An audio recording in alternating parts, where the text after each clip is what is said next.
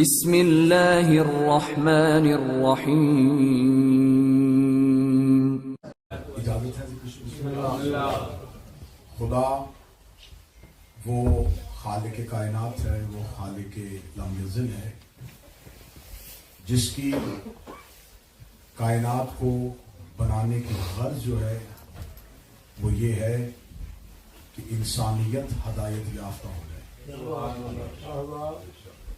اس خالق کو وہ محتاج ہدایت نہیں، وہ خالق ہدایت ہے۔ اور اس نے جس مخلوق کو خلق کیا، ان تمام مخلوقات میں سے اس نے حضرت انسان کو اشرف المخلوقات بنایا۔ اور اس خدا نے چاہا کہ جسے میں نے اپنی تمام مخلوقات میں سے افضلیت دی ہے، برتری دی ہے، تو اب حق بنتا ہے کہ ہدایت بھی اسے ہی کی جائے، اس لیے کہ اس نے کسی بھی مخلوق کو عقل سلیم جیسی نعمت سے نہیں نوازا تھا۔ اس نے کائنات میں ہر طرح کی مخلوق بنائی، بہتر سے بہتر چرند اور بہتر سے بہتر پرند اور بہتر سے بہتر شجر، اور کائنات میں انسانیت کی نظروں کو چدھیا دینے والے ایسے حسین مناظر بنائے، لیکن اس میں سے کسی ایک مخلوق کو بھی اللہ نے عقل عطا نہیں کی۔ خدا نے جس کام کے لیے انہیں غرض، جس غایت کے لیے انہیں زمین پر خلق کیا، وہ اسی غرض و غایت میں چل رہے ہیں، انہیں خبر ہی نہیں ہے کہ ہدایت کسے کہتے ہیں۔ یہی بتا ہے کہ جب عقل نہیں ہے تو تصادم بھی نہیں ہے، جھگڑا بھی نہیں ہے، اختلاف بھی نہیں ہے۔ ایک جنگل میں رہنے والے جانور، ان کا ایک دوسرے کے اوپر افضلیت کا جھگڑا نہیں ہے۔ شجر جو قد خدا نے دیا ہے اسی کے مطابق ہی بڑھے گا، دوسرے شجر سے اس کا افضلیت کا جھگڑا نہیں ہے۔ خدا نے انسان کو عقل دی تھی، تو عقل کا تقاضا ہے کہ جسے عقل دی جائے اسے ہدایت بھی دی جائے، کیونکہ عقل وہ مشینری ہے جس کے لیے ہدایت کے کمپیوٹر کا ہونا ضروری تھا، تاکہ یہ عقل بہترین اور صراط مستقیم پہ چل سکے۔ پھر اس خدا نے ہدایت کا بندوبست بھی اپنے ہی ذمہ لیا۔ اس نے یہ نہیں چاہا کہ انسان اپنی مرضی سے ہدایت پائے، اسے کہا نہیں، ہدایت بھی تمہیں میں ہی دوں گا۔ ماشاءاللہ۔ اور وہ ہدایت کے معاملے میں اتنا سخت ہے کہ اس نے انسان جس کو ہدایت چاہیے تھی، اس کے پیدا ہونے سے پہلے ہادی کو خلق کیا۔ اگر وہ انسان کو پہلے خلق کرتا اور ہادی کو بعد میں خلق کرتا تو آج انسان یہ کہہ دیتا کہ انسان پہلے ہے، ہدایت بعد میں۔ اس نے جب حضرت انسان کو زمین پہ بھیجنا تھا تو اس نے جسے سب سے پہلے اتارا اسے سب سے پہلا ہادی بنایا۔ وہ خدا ہدایت کے معاملے میں کتنا رحیم ہے کہ اس نے ہدایت کا انتظام پہلے کیا اور انسان کو بعد میں خلق کیا۔ جب اس نے ہدایت کا بندوبست بنا دیا، ہدایت کا انتظام کر دیا، تو اس نے پھر زمین پر دو وجود اتارے، ایک نر اور ایک مادہ، ایک مذکر اور ایک مؤنث، ایک مرد اور ایک عورت۔ جسے مرد بنایا اسے آدم کہتے ہیں، جسے مستور بنایا۔ پھر اس کے بعد اس نے ہدایت کے سلسلے کو جاری کر دیا۔ پھر اس کے بعد اس نے جتنے بھی ہادی بھیجے وہ سارے کے سارے مرد بنائے، کسی مستور کو ہادی نہیں بنایا، اور ہر دور کی مستور کو ہر دور کے مرد کا محتاج کر دیا۔ اگر کسی بھی دور میں کوئی خاتون ہدایت لینا چاہتی ہے تو اب اس کے لیے ضروری ہے کہ وہ اس دور کے مرد ہادی کے پاس جائے۔ اس خدا نے مستورات کے لیے خواتین میں ہادی نہیں بنائے، اس نے مردوں ہی میں ہادی بنائے، کیونکہ جب اس نے مرد اور عورت کو خلق کیا تھا تو اس نے مرد کی خلقت میں عقل کو پہلے رکھا، جذبات کو بعد میں رکھا، اور جب عورت کو خلق کیا تو جذبات کو پہلے رکھا، عقل کو بعد میں رکھا۔ یہی وجہ ہے کہ آج تک حضرت انسان جو ہے وہ خاتون کو ناقص العقل کہتے ہیں۔ خاتون کی عقل ناقص نہیں ہے، خاتون کی عقل پہ اس کے جذبات مقدم ہیں، جذبات پہلے ہیں، عقل بعد میں۔ مرد کے ہاں عقل پہلے ہے، جذبات بعد۔ یہ خدا نے خواتین پہ ظلم نہیں کیا، احسان کیا۔ خدا نے عورت کے جذبات کو اس کی عقل پہ غالب اس لیے کیا کہ قربانیاں ہمیشہ جذبات دیتے ہیں، عقل نہیں دیتے۔ خدا نے اس خاتون سے قربانی لینی ہے زمین پہ، اس نے اپنی زندگی نچوڑ کے اپنے بچے کو حیات دے دی۔ یہ فیصلہ جذبات کر سکتے ہیں، عقل نہیں کر سکتے۔ مرد کے گھر میں رہ کے اس کی محکومہ بننا، اس کی اولاد کو پالنا، یہ فیصلے جذبات کے ہیں، عقل کے نہیں۔ قربانیاں ہمیشہ جذبات دیتے ہیں، عقل نہیں دیتے۔ عقل کی نظر سے کربلا دیکھو گے کبھی سمجھ نہیں آئے گی۔ عقل مندوں سے پوچھو گے تو وہ کہیں گے کربلا گھاٹا ہے، موت سامنے تھی کیوں چلے گئے۔ لیکن جب عشق والوں سے پوچھو گے وہ کہے گا وقتی طور پہ گھاٹا نظر آ رہا لیکن ہمیشہ کے لیے عزت تھی۔ اس لیے ہر چیز عقل سے نہیں دیکھی جاتی، کچھ چیزیں عشق سے بھی دیکھی جاتی۔ عقل مند اگر ہر چیز کو عقل سے دیکھیں گے تو مذہب سمجھ میں نہیں آئے۔ عقل تقاضا ہی نہیں کرتی کہ باپ بیٹے کی گردن پہ چھری رکھے، عقل تقاضا ہی نہیں کرتی کہ آگ کے اندر کود جاؤ۔ موسیٰ عشق میں جا رہا ہے، ابراہیم عشق میں چھری رکھ رہا ہے، عشق ہی یوسف کو کنویں میں پھینک رہا ہے۔ تو لہذا یہ جتنے فیصلے ہیں یہ سارے عشق پہ مقدم ہیں۔ لہذا ہر چیز عقل سے نہیں جانچی جاتی، کچھ چیزیں عشق سے جانچی جاتی۔ میں صدر کہوں گا اور مجھے نہیں خبر کہاں تک جائے گی۔ عزاداری عقل سے دیکھو یہ تو اور نظر آئے گی،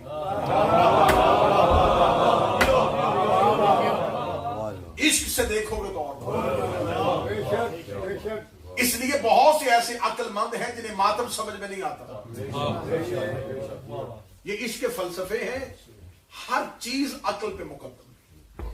بھائی خدا نے عورت کو جذبات اس لیے دیے کہ خدا نے اس عورت سے قربانی لی، تو لہذا جذبات جب قربانی دیتے ہیں تو پھر اس کے لیے ہادی ہونا ضروری نہیں، کیونکہ ہادی کا صرف جذباتی ہونا ضروری نہیں، عاقل ہونا بھی ضروری۔ متوجہ ہے بات کی جانب، بات بڑی کھل جائے گی اور آپ کو موضوع سمجھ میں آ جائے گا۔ خدا نے ہر دور کی مستور کو ہر دور کے مرد کا موقع۔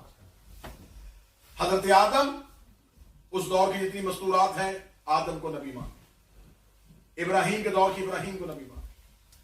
لیکن میرے اللہ یہ کیسا انصاف ہے کہ عورت ہر معاشرے میں اپنی تعلیم و ترقی کے لیے اپنی ہی خواتین سے رہنمائی چاہتی ہے۔ عورت چاہتی ہے کہ مجھے پڑھانے والی بھی عورت ہو، عورت چاہتی ہے کہ میری ڈاکٹر بھی عورت ہو۔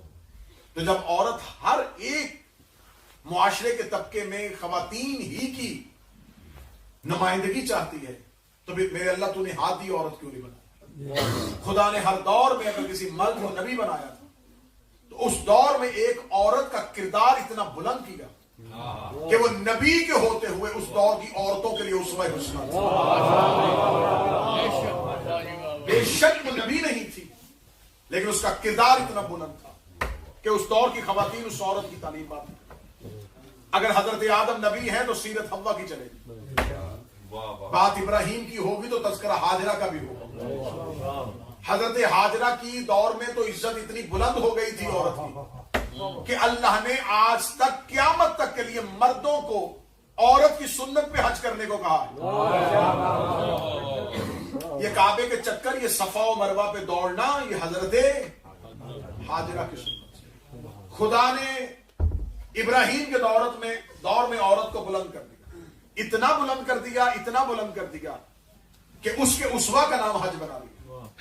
عورت آدم کے دور میں تھی تو عزت کم تھی، ابراہیم کے دور میں پہنچی تو عزت بلند ہو گئی، موسیٰ کے دور میں پہنچی تو آسیہ کی صورت میں اور بلند ہو گئی، پہنچتے پہنچتے جب عورت حضرت عیسیٰ کے دور میں آئی تو عزت میں اتنی بلند ہو گئی، اتنی بلند ہو گئی کہ خدا نے مریم کو عیسیٰ کی ماں نہیں کہا، عیسیٰ کو مریم کا بیٹا کہا۔ خدا نے یہ نہیں کہا اے مادر عیسیٰ، خدا نے عیسیٰ سے کہا اے مریم کے بیٹے۔ کیوں؟ عورت عزت میں بلند۔ اب یہ عورتیں وہ جو ہیں ان کے پاس ہر دور میں اسوہ ہے، عہدہ نہیں۔ لیکن مجھے جس شہزادی کی بات کرنی ہے اس کے پاس صرف اسوہ نہیں، عہدہ نہیں۔ مجھے آج ایک ایسے عہدے میں بات کرنی ہے جس پہ ممبر سے کم بات نہیں۔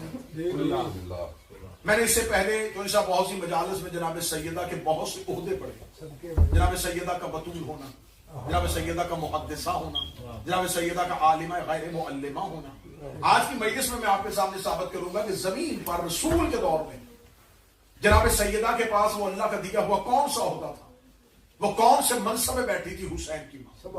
یہ ذہن میں رکھیے گا کہ اس گھر میں، اس خاندان میں رشتہ داری کی بنیاد پہ عزت نہیں ہوتی، نسبت کی بنیاد پہ عزت نہیں ہے۔ ہاں نسبت احترام کے لیے ہے، لیکن عہدے نسبت کی بنیاد پہ نہیں ملتے۔ مولا علی کے سارے ہی بیٹے ہیں، نسبت ہے علی کے بیٹے، لیکن عزت حسن اور حسین کو ہے امامت کی وجہ سے۔ یہاں عہدوں کی وجہ سے عزت ہوتی ہے، صرف نسبت کی وجہ سے نہیں۔ یہی تو ہمارا شیعہ سنی کا جھگڑا ہے۔ ہم کہتے ہیں صرف نسبتوں سے عزت نہیں لینی، کیا زمینی رشتہ داری تھی، کیا بدن کی رشتہ داری تھی، عہدوں سے عزت لو۔ یہ دیکھو کہ اس دور میں خلیفہ کون ہے، اس دور کا اللہ کا امام کون ہے۔ مولا علی کے سارے بیٹے ہیں، نسبت کی وجہ سے عزت ہے۔ حسن اور حسین کی عزت صرف نسبت کی وجہ سے نہیں، عہدے کی وجہ سے۔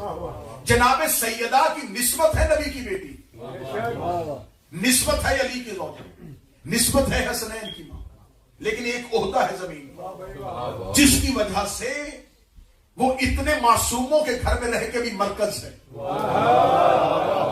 بیٹی ہو کے بھی ام ابی۔ خدا نے آخری حج کے موقع پر رسول اللہ سے کہا تھا یا ایھا رسول بلغ ما انزل الیک وان لم تفعل فما بلغت رسالہ، میرا حبیب پہنچا وہ جو ہم نے تجھ پہ نازل کیا، اگر تو نے یہ نہ پہنچایا تو تو نے کچھ بھی نہیں کیا۔ اس کا مطلب ہے یہ سارے کا سارا رسالت کا دار و مدار ایک حکم پہ تھا۔ خدا اگر یہ نہ کیا تو کچھ بھی نہیں کیا۔ اب یہ نہیں ہے کہ صرف اللہ رسول سے کہہ رہا تو نے کچھ نہیں کیا، صرف قال رسالت، یہ نہیں کہہ رہا کہ میرا مصطفیٰ تیری نبوت نہیں، فرمایا فما بلغت رسالت ہو، تیری رسالت۔ اس کا مطلب اس رسول کی رسالت میں کیا کیا آئے گا؟ اگر تیری رسالت گئی تو عیسیٰ کی نبوت بھی گئی، موسیٰ کی نبوت بھی گئی، کیونکہ تیری رسالت کے اندر ان کی رسالت ہے کہ تو نے زمین میں آ کے بتایا ہے کہ عیسیٰ پہ کتاب اتری تھی، تو نے بتایا ہے کہ موسیٰ پہ توریت اتری تھی، تو نے بتایا ہے کہ آدم صفی اللہ ہے، تو نے بتایا ہے کہ نوح رجی اللہ ہے۔ اس کا مطلب ہے کہ اگر تیری رسالت گئی تو صرف تیری رسالت نہیں، عیسیٰ کی نبوت گئی، موسیٰ کی نبوت گئی، آدم کی نبوت گئی، تمام انبیاء کی نبوت ختم ایک اعلان پہ۔ اور اللہ کہہ رہا ہے اگر تو نے یہ نہ کیا تو کچھ بھی نہیں کیا، اگر تو نے یہ نہ کیا تو کچھ بھی نہیں کیا۔ یہی تو جھگڑا ہے، اور یہی بات ہم امت مسلمہ سے پوچھنا چاہتے ہیں کہ اللہ نبی سے کہہ رہا ہے کہ اگر تو نے یہ نہ کیا تو کچھ بھی نہ کیا۔ امت نے باقی سب کچھ کیا، بس یہ نہیں کیا۔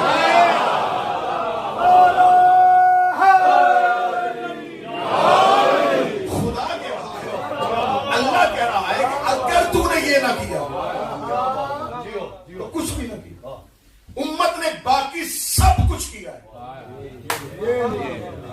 صرف وہ نہیں کیا جس کے لیے اللہ کہہ رہا ہے اگر یہ نہ کیا تو کچھ بھی نہ کیا۔ آگے خدا کیا کہہ رہا ہے؟ وَاللَّهُ يَعْصِمُكَ مِنَ النَّاسِ، تو پہنچا دے، باقی تو خطرہ یہ نہ رکھنا کہ میں پہنچاؤں گا تو اس کو مانے گا کون؟ میں اللہ اس نظام کو انسانوں کے شر سے بچاؤں گا۔ یہ جس نظام کی بات ہو رہی ہے وہ نظام کون سا ہے؟ نظام ولایت، جو نبوت کے بعد نافذ ہوگا، کیونکہ اللہ نے ابھی تک دوسرا نظام متعارف ہی نہیں کروایا۔ زمین والوں کو بھی ایک ہی اللہ کے سسٹم کا پتہ ہے، نبوت، کہ ایک نبی اس کے بعد دوسرا، دوسرے کے بعد تیسرا، تیسرے کے بعد چوتھا۔ یہ کتنی دیر سے چل رہے تھے؟ 1,24,000۔ کتنا عرصہ گزر گیا؟ ہزاروں سال۔ ہزاروں سال سے انسانیت آتی ہو چکی تھی کہ نظام کی کہ ایک نبی جائے گا، دوسرا آئے گا، دوسرا جائے گا، تیسرا آئے گا۔ 1,24,000 1,24,000 مختلف دور میں لوگ آئے، انہوں نے کہا نبی ہے، امتیں پریشان نہ ہوئی کہ کچھ نہیں ہوگا، اگلا نبی آئے گا وہ بتا دے گا کہ میں نبی ہوں، پھر اس کے بعد اگلا نبی آئے گا وہ بتا دے گا نبی ہوں۔ کوئی قبیلے کا نبی تھا، کوئی شہر کا نبی تھا، کوئی علاقے کا نبی تھا۔ اس نبی نے آ کے بتایا کہ اب کسی نے نہیں آنا، انا خاتم النبیین لا نبی بعدی، میں آخری ہوں، میرے بعد کوئی نبی نہیں۔ اب 1,24,000 نبیوں کے آنے کے بعد انسانیت عادی ہو چکی تھی کہ اس کے بعد دوسرا آ جائے گا، دوسرے کے بعد تیسرا آ جائے گا۔ یہ کہہ رہا ہے کہ میرے بعد اب کوئی نبی نہیں آنا۔ تو اب اس دور کی امت پریشان تو ہو گئی کہ اب نبی نہیں آنا، تو یہ اللہ کا نظام کیسے چلے گا، یہ الہی نظام کیسے چلے گا؟ اس نے آخری حد تک امت کو پتہ ہی نہیں چلنے دیا کہ یہ نظام کیسے چلے گا۔ آخری حج میں اپنی شہادت اور رحلت اور وصال سے 70 دن پہلے وہ نبی کہہ رہا ہے کہ لو اب میں تمہیں بتا کے جا رہا ہوں کہ میرے بعد یہ نظام چلے گا جو علی سے چلتا ہوا میرے آخری بیٹے تک آئے گا۔ یہ رسول نے کر دیا امت کا قیامت تک کا ہدایت کا بندوبست۔ اب تمہیں قیامت تک کے لیے ہادی ڈھونڈنا نہیں پڑے گا، جو موضوع کے ساتھ متصل ہے وہ میرے ساتھ چلتا ہے۔ اب تمہیں ہاتھی ڈھونڈنا نہیں پڑے گا، اب تمہیں ہاتھی بنانا نہیں پڑے گا، اب تمہیں زمین پہ میں نام دے کے بتا رہا ہوں کہ یہ ہوگا، اس کے بعد یہ ہوگا، اس کے بعد یہ ہوگا۔ کب تک کا؟ 10 سال کا پروگرام دیا نہیں، 40 سال کا نہیں، قیامت تک کا۔ اب اسلام نے پھیلنا تھا قیامت تک۔ میرا زندہ سوال ہے اور میں سوشل میڈیا کی صورت میں ہر دور کے مسلمانوں سے پوچھ رہا ہوں، قیامت تک کے لیے مسلمانوں نے آنا تھا زمین پہ، ہم نے پڑھنا تھا لا الہ الا اللہ محمد رسول اللہ۔ مدینے کے 40 لوگوں کو یہ اختیار کس نے دیا تھا کہ وہ 2024 والے مسلمانوں کا خلیفہ بھی بنا لیں؟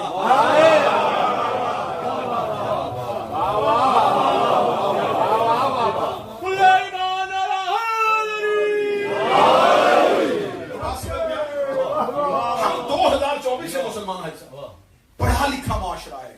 یہ بات سکول، کالج اور یونیورسٹی کے بچوں کو سمجھ آنی چاہیے کہ بھائی 2024 کے مسلمانوں کا خلیفہ 11 ہجری کے 40 لوگوں نے کیسے بنا لیا؟ یہ فیصلہ تو نبی نے کرنا تھا۔ دیکھیں، نبوت سیاسی عہدہ نہیں ہے، پولیٹیکل پوزیشن نہیں ہے نبی کی۔ نبی زمین پر اللہ کا نمائندہ ہے۔ نبی کے پاس سیاسی عہدہ نہیں ہوتا۔ مثلا آپ کے علاقے کا کوئی گورنر، کوئی میئر، کوئی کونسلر، کوئی ایم پی، وہ اپنی مدت پوری کرتا ہے، تو اب نیا ایم پی، نیا میئر پھر عوام نے چننا ہے، کیونکہ زمینی ہوتا ہے۔ عوام کہیں گے اس کی مدت پوری ہوگی، اب اگلا کونسلر چنو، اگلا میئر چنو، اگلا ایم پی چنو۔ یہ زمینی ہوتا ہے، فیصلہ عوام نے کرنا ہے۔ لیکن آج تک کہیں ایسا نہیں دیکھا کہ کسی یونیورسٹی کا پروفیسر ریٹائر ہو رہا ہو اور اسٹوڈنٹ بیٹھ کے فیصلہ کرے کہ اگلا پروفیسر کون ہو۔ بڑی آسانی سے میں بات سمجھاؤں، کبھی ایسا نہیں ہوا راج صاحب، پیر صاحب، کبھی ایسا نہیں ہوا کہ کسی ہاسپٹل میں ہارٹ سرجن چھٹی پہ چلا جائے اور مریض بیٹھ کے طے کرے کہ اب کل میں سے ہم میں سے ہی کوئی سرجری کرے۔ اب مجھے بتاؤ، یہ جو ایگزیکٹو پوزیشن تھی، یہ جو سیاسی ہوتا تھا، اس کے لیے تو تم نے چنا، یہ تو عام عوام نے چنا۔ پروفیسر عوام نے کیوں نہیں چنا؟ ڈاکٹر عوام نے کیوں نہیں چنا؟ تو اب بے عقل سے بے عقل بھی بتا دے گا کہ وہ سیاسی ہوتا تھا، یہ قابلیت والا ہوتا، اس کے لیے مینڈیٹ چاہیے تھا، اس کے لیے میرٹ چاہیے تھا۔ خلافت نبی کے بعد نبی کا خلیفہ بننا ہے، اللہ کا خلیفہ بننا ہے۔ یہاں ووٹیں نہیں چاہیے، یہاں قابلیت چاہیے، یہاں میرٹ چاہیے۔ تو اگر رسول کے بعد آپ نے اللہ کا خلیفہ چننا ہے، میں مجالس میں کہتا ہوں کہ یقین کریں، اگر مسلمان مدینے کا کسی کو حاکم بناتے نا آج ہم شیعہ جھگڑتے ہی نا بے شک بھئی، ہم کہہ دیتے نا حاکم شام، تو ہم کہہ دیتے کہ بھائی ٹھیک ہے بھئی، اس دور کے لوگوں نے چن لیا تھا، بس ٹھیک ہے، اپنا گورنر چن لیا، اپنا حاکم چن لیا، ہمیں کوئی اعتراض نہیں. آپ حاکم کہہ دیتے، ہم نہ جھگڑتے. جی غلطی آپ نے یہ کی ہے کہ بنایا آپ نے اپنے لیے تھا اور بعد میں کہہ دیا یہ رسول کا ہے. تو اگر رسول کا جانشین ہے تو پھر فیصلہ رسول کرے. بے شک یہ فیصلہ نبی کو کرنا ہے. نبی نے قیامت تک کے لیے ہدایت کا انتظام کر دیا. بے شک مجھے بی بی کا عہدہ پڑھنا ہے اور سلسلہ ہدایت میں بی بی کی پوزیشن پڑھنی ہے کہ شہزادی کے پاس کیا اختیار. قیامت تک کے لیے رسول نے کہا میرے بعد یہ نظام چلے گا. میرا کام تھا بتانا، اب میں جا رہا ہوں، تم نے اس نظام کی اطاعت کرنی ہے. امت نے سوچا یہ اس نے نظام بنا دیا ہے، اس نظام کو تو ہم نہیں مانیں گے، ہم تو اس نظام کے بدلے میں مقابلے میں ایک اپنا نظام بنائیں گے. یہ ہے نبی کا نظام، یہ ہم بنائیں گے اپنا نظام. اللہ نے نبی سے کہا تھا مجھے خبر ہے تیرے اندر ایک ڈر ہے کہ یہ میرے نظام کو ماننے کے نہیں، یہ بڑی مشکل سے میرا بنایا ہوا سپہ سالار مانتے، یہ بڑی مشکل سے میرا بنایا ہوا جانشین مانتے، تو یہ میرے بعد میرا خلیفہ کیسے مان لیں گے. تو نہ ڈر، تو اعلان کر، مطمئن ہو کر چلا جا، اس نظام کو میں بچاؤں گا. اب نبی اگلا آنا کوئی نہیں، یا تو اللہ ایک اور نبی بھیجے اور وہ اس نظام کو بچائے. جس نظام کا نبی نے اعلان کیا، لیکن پہلا نتیجہ آنے لگا، اس نظام کا پہلا امام علی ہے. جس نے اعلان کیا وہ نبی ہے، جس کا نظام ہے وہ اللہ. اللہ نے نظام دیا ہے، نبی نے پہنچایا ہے، اور علی سے نظام شروع ہوتا. اب اس نظام کو بچانے کے لیے نہ اللہ آئے گا،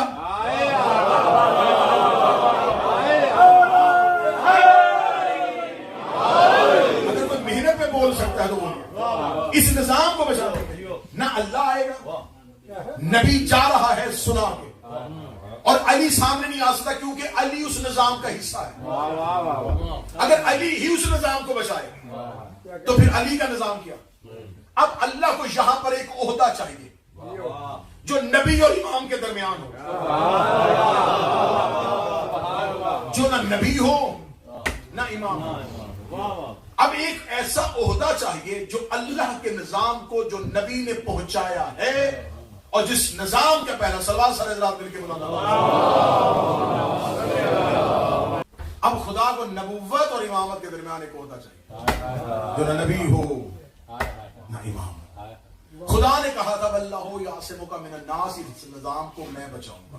میں جو سب سطر اگلی کہہ کے میں بات کو یہیں پہ بورڈ کے نتیجے پر لے کے جانے لگا ہوں. میرے برادران تشریف لے آئے، وہ جو اللہ نے کہا تھا کہ اس کو میں بچاؤں گا، زمین پہ اللہ کی اس میں کو فاطمہ کہتے ہیں. بول سکتا ہے وہ لوگ میری بات بالکل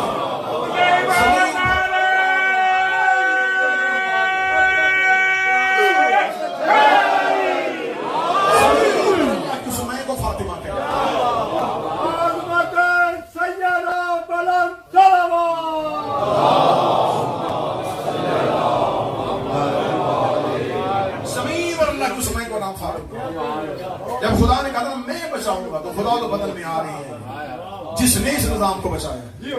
اس نظام کو بچانے والی کو فاطمہ کہتے ہیں. اس نے زمین پر اس نظام کا تحفظ کیا، اس نے اس نظام کی حفاظت کی ہے، اس نے اس نظام کو بچایا. اللہ نے کہا تھا میں بچاؤں گا. شہزادی وہ اللہ کے وعدے کی تکمیل کے لیے زمین پر اتری، اس لیے اس بی بی کو مشیت پروردگار کہا جاتا ہے. اس بی بی کے اندر اللہ کی میں ہے. جب اللہ کہتا نا میں یہ چاہتا ہوں تو اس کا مطلب یہ چاہتا ہے.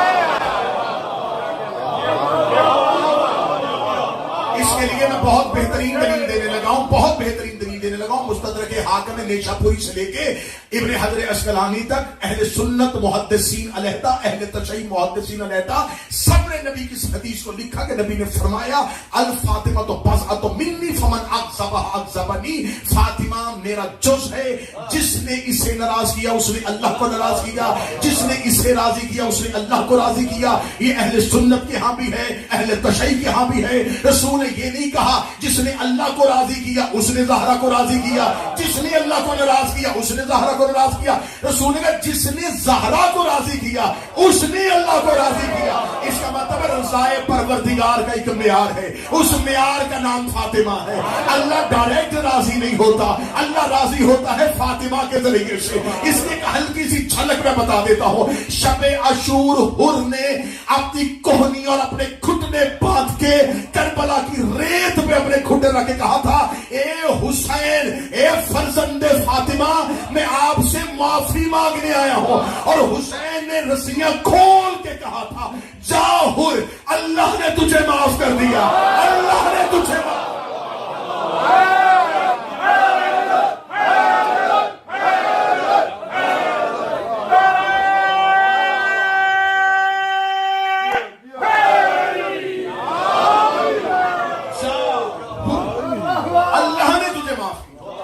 مجھے کسی کتاب میں نہیں ملا کہ مولا حسین نے شب عاشور مصلی بچھایا ہو, 2 رکعت نماز پڑھ کے کہا میرے اللہ میں حر کی سفارش کر رہا ہوں. حر کہہ رہا ہے مولا حسین سے میں آپ سے معافی مانگنے آیا. حسین یہ نہیں کہہ رہے میں نے معاف کر دیا. میرے مولا حسین ابھی تو روز محشر آیا ہی نہیں. ہمیں تو پتا ہے کہ محشر کے دن فیصلہ ہوگا کہ کسے معاف کیا جا رہا ہے, کسے سزا دی جا رہی ہے. حسین نے الہی اختیار کو زمین پہ استعمال کیا. اللہ نے تجھے معاف کر دیا کیونکہ ہم ہیں اس کے مظہر تام. جب ہم کہتے نہ کر دیا پھر اس نے کر دیا. زمین پر ہم کہتے ہیں کہ ہم راضی, تو اس کا مطلب رضی اللہ سجدوں سے نہیں بنے گا. اب حر کے پاس وہ کیا نسخہ کیمیا تھا, حر نے کیا کیا تھا جو حر اتنی جلدی علیہ السلام ہو گیا. حر کے پاس ایک نسخہ کیمیا تھا. جب حر نے مولا حسین کے لجام فرش پہ ہاتھ ڈالا تھا تو مولا حسین نے کہا حر تیری ماں تیرے ماتم پہ بیٹھے. حر نے اپنی مٹھیوں کو بھینچا, آنکھوں کو بند کر کے کہا حسین میں آپ کی ماں پہ سوائے درود کے کچھ نہیں پڑھ سکتا.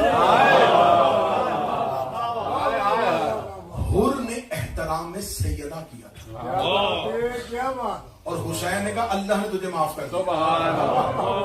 نبی نے فرمایا تھا جس نے اسے راضی کیا اس نے اللہ کو راضی کیا, جس نے اسے ناراض کیا اس نے اللہ کو ناراض کیا. اب زمین پر جو اللہ کا وہ نظام جو غدیر کے بعد شروع ہو رہا, جس نظام کو نظام امامت کہتے ہیں, اس کی محافظہ ہے سیدہ. اس نے زمین پر اس نظام کی حفاظت کرنی ہے. اس نظام کی حفاظت اس بی بی کے ذمہ ہے. یہی وجہ ہے کہ آج بھی کسی پوری دنیا میں چلے جاؤ, صرف یہ نہیں ہے کہ آپ ایشیا میں دیکھو, آپ عرب میں دیکھو, آپ فارس میں دیکھو, کسی نو شیعہ نئے شیعہ ہوئے بندے سے پوچھو, مولا علی کی جنگیں پڑھ کے شیعہ نہیں ہوتا. میں زمینی حقائق آپ کے سامنے پڑھوں. وہ مولا امام حسن کا دسترخوان سن کے شیعہ نہیں ہوا, وہ مولا حسین کی جنگ دے کے شیعہ. جس سے بھی پوچھو کیوں شیعہ ہوا, وہ کہتا حق کے سلیم, حق کے سلیم, حق کے سلیم. اس کا مطلب اس نظام کے تحفظ کے لیے آج بھی جو اکیلی لڑ رہی ہے, اس نظام کو جو ماننے والے دے رہی ہے وہ سیدہ ہے.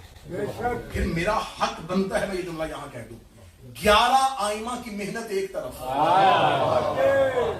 اکیلی سیدہ چند گھنٹے کے لیے جانا.